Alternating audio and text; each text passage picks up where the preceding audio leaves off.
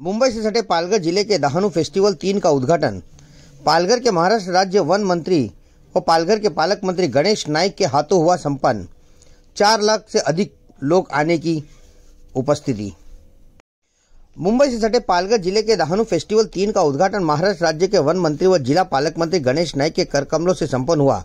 उक्त फेस्टिवल में पालघर पुलिस द्वारा लगाए गए जन संवाद अभियान के तहत स्टॉल मुख्य आकर्षक का केंद्र बना रहा, जिसमें साफ तौर पर देखा जा सकता है पुलिस और जनता के बीच की दूरी को खत्म करने के लिए जन जागृति उप योजना तैयार की गई है। साथ में फेस्टिवल में लगे व्यंजन, खान पान, कपड़ों के पोशाकें सहित अन्य कई स्टॉलों का खुद मंत्री गणेश नाइक ने पास जाकर करीब से जायजा लिया। मंत्री गणेश नाइक ने दहानू की संस्कृति की सराहना की। खासकर लोगों को संबोधित करते हुए भाजपा के जिला अध्यक्ष भरत राजपूत ने मंत्री गणेश नाइक का आभार माना और कहा पालक मंत्री गणेश नाइक के नेतृत्व में विकास की गंगा बहेगी। साथ ही इस फेस्टिवल के में हर साल लाखों लोग यहां पर हाजिरी लगाते हैं। इस बार 4 लाख से अधिक लोग शामिल होने का अनुमान लगाया गया है। मंत्री गणेश नाइक ने अपने एक अलग अंदाज में बात करके सभी लोगों का दिल खुश कर दिया। साथ ही दहानू की संस्कृति को विशेष रूप से पसंद करते हुए इस फेस्टिवल का सराहना करते हुए दहानू फेस्टिवल 3 में इस वर्ष 5 लाख से 6 लाख लोग हाजिरी लगाने का अनुमान लगाया गया है। इस मौके पर विक्रमगढ़ के विधायक हरिश्चंद्र भोये, दहानू के विधायक विनोद निकोले, पालघर के जिलाधिकारी गोविंद बोडके, पुलिस अधीक्षक बाला साहेब पाटिल, दहानू नगर परिषद के मुख्याधिकारी अक्षय गुर्दे, जिला परिषद उपाध्यक्ष पंकज कोरे, भाजपा जिला अध्यक्ष भरत राजपूत, सामाजिक शिवशक्ति संगठन के कामगार नेता संजय पाटिल सहित अन्य लोग उक्त फेस्टिवल में विशेष तौर पर उपस्थित रहे। कई तरह के सांस्कृतिक कार्यक्रम भी इस दौरान चले। आणि ह्या मागच्या वर्षी 3 लाख लोक आणि ह्या वर्षी 4 लाख अपेक्षा आहे। तर आणि साहेब आज पालकमंत्री म्हणून जे तुम्हाला जबाबदारी दिली आहे 100% हे जिल्ह्यामध्ये तुम्हाला मी हे सांगू शकतो त्यांच्या वतीनं का त्यांची काम करण्याची पद्धत नाईक साहेबची हे प्रत्येक जिल्हा पालघर जिल्हा ठाणे जिल्हा असताना सर्वांनी पाहिलेली आहे।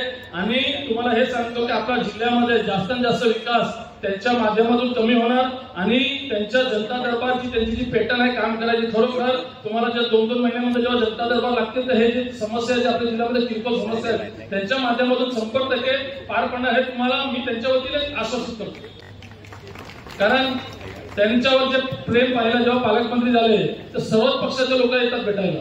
हे सब प्रेम नसीबवाल्याला भेटतात आणि ते नाईक साहेब आम्हाला लाभले पालकमंत्री म्हणून आणि त्यांचा उमदा अनुभव हे जिल्ह्याला फायदा होणार आहे त्यांचा आणि जिल्ह्यामध्ये जास्तीत जास्त गती विकास कसं होईल 100% प्रयत्न करतील। जास्त वेळ घेणार नाही। इथे थांबतो। जय हिंद, जय महाराष्ट्र। कलेक्टर तुमच्या हुशार म्हणून तुमच्या नावावर केला असेल तुम्ही ऐकलाय का?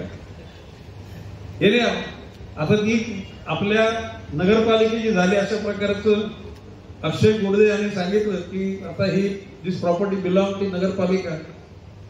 मला एक गोष्ट नमूद करायची की स्वच्छ आहे म्हणजे इथल्या जनतेला सुद्धा धन्यवाद देतो, इथल्या प्रशासनाला धन्यवाद देतो की प्रवेश केल्यापासून कुठेही अशी अस्ताव्यस्त परिस्थिती प्लास्टिक किंवा अडगळ निर्माण होईल अशा प्रकारचं वातावरण नाही। म्हणजे आता फेस्टिवल आहे म्हणून स्वच्छता नसावी, कायमस्वरूपी असली पाहिजे आणि त्याच्यामध्ये खरं म्हणजे तुमच्या शहराचं शहर जर छोटं असेल तर त्याचं महत्व वाढणार आहे। याच्यामध्ये व्यापार वाढणार आहे। आता तुम्ही काय 100 किती दुकान आहेत? 200 दुकान आहेत आणि लांबून लांबून आलेले लोक आहेत। या निमित्ताने इथल्या लोकल लोकांच्या कलेचा आविष्कार सुद्धा काही घडवला, त्याच्यात सुद्धा विक्री होईल, त्याची लोकांना करमणूक होईल। तर मगाशी नगर पालिकेच्या कर्मचाऱ्यांनी अधिकाऱ्यांनी चांगलं परफॉर्म केलं। म्हणजे इथे नुसत्या प्रकारचं म्हणजे का दारू पिण्याचं इथे स्टॉल असेल ना, एक्साईज वाले पण आहे का? परवानगी दिली असेल ना? नाही दिली नशीब म्हणजे बरं आहे। म्हणजे मग मारामारी अजिबात होणार म्हणजे समोर म्हणजे आता म्हणजे त्यांना परवानगी आहे कुठली जर स्पेशल जर त्याने काही लाईक। कारण आता आमच्या नवी मुंबईत DY पाटीलला मोठा बँडचा शो झाला, साधारणपणे 1.5 लाख लोक आले होते। इथे कंपार्टमेंट मध्ये सोय होती तर त्या लोकांनी आमच्या संजू नाईकला सांगितले की मिळते का बघा, जनरल मध्ये वाटण्याची सोय मिळते का. तर आमच्या तिथल्या सीपीने सांगितलं लक्षाला की साहेब जर काही ते मारामाऱ्या होऊन असतील असं वाटत असेल ना तर तुम्ही आग्रह धरू नका. मग तो आम्ही आग्रह धरला नाही. तरी सुद्धा जरा नजर ठेवा बाळासाहेब, नजर ठेवा. म्हणजे जास्त घेत बसला तर त्याला जरा म्हणजे प्रेमानं जरा सांगा आता घरी जा, हे टाळलं पाहिजे का नाही. म्हणजे तो पुढे लोकांशी तो विचित्र वागेल तसं चित्र इथं होता कामा नये. परंतु सगळ्या गोष्टी बघताना एक मन आनंदित होते, प्रफुल्लित. आता या ठिकाणी आलोय तर 2-3 गोष्टींची चर्चा तर केलीच पाहिजे.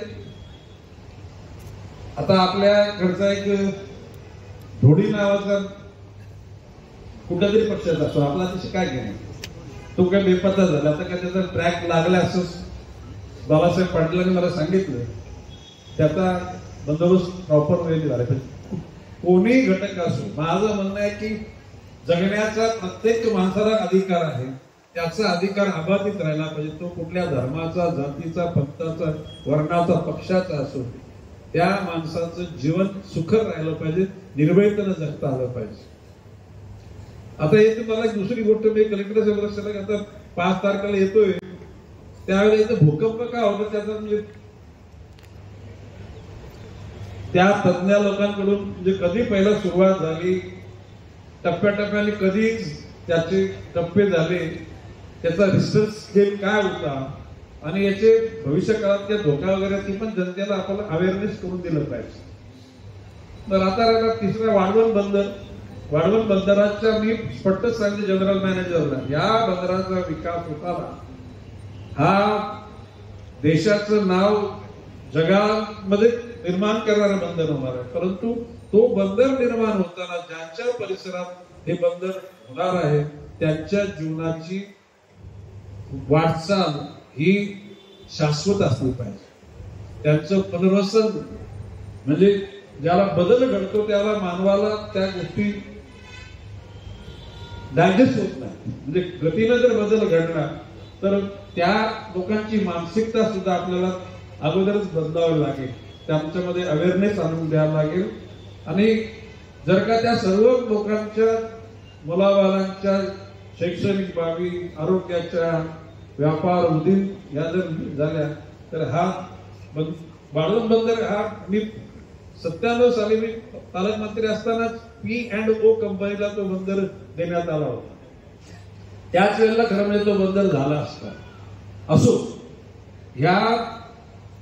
ह्या परिसरात चौथी मुंबईला किती चौथी म्हणजे तुम्हाला कुठे परदेशात जायचं असेल तर मुंबईला किंवा नवी मुंबईला एअरपोर्टला यायलाच नको. इथला तुमचा एअरपोर्ट जावे इथूनच म्हणजे असं डायरेक्ट विक्रमकडून निघाला की डायरेक्ट वाढवण बंदराच्या आसपास आला किंवा विमानातून अमेरिका. म्हणजे एकूणच भविष्यकाळ चांगला आहे. पण तो भविष्यकाळ चांगला त्याचं आपल्याकरता हिताकरता कन्व्हर्शन करण्याकरता आपण सजग, अलर्ट, कॉशियस राहिलं पाहिजे. आणि राज्यकर्ते आणि प्रशासक यंत्रणेने जनतेच्या हिताच्या गोष्टी करण्याकरता सजग राहिलं पाहिजे. आणि तो राहण्याकरता सुदैवाने आता 5 वर्ष इथं मी आहे. तर 5 वर्षाच्या आतमध्ये वाढवणची जी काय प्लॅनिंग आहे, विमानतळाची, हायवेची, बुलेट ट्रेनची किंवा सी पोर्टची, ती 5 वर्षात पूर्ण होईल असा विश्वास व्यक्त करतो. आणि त्या सर्वांच्या हिताकरता गणेश नाईक सजगतेनं काम करेल हा विश्वास व्यक्त करतो. पुन्हा हा डहाणू फेस्टिवल आपण अतिशय चांगल्या प्रकारे त्याचा शुभारंभ केल्याबद्दल आपलं सगळ्यांचं अभिनंदन करतो.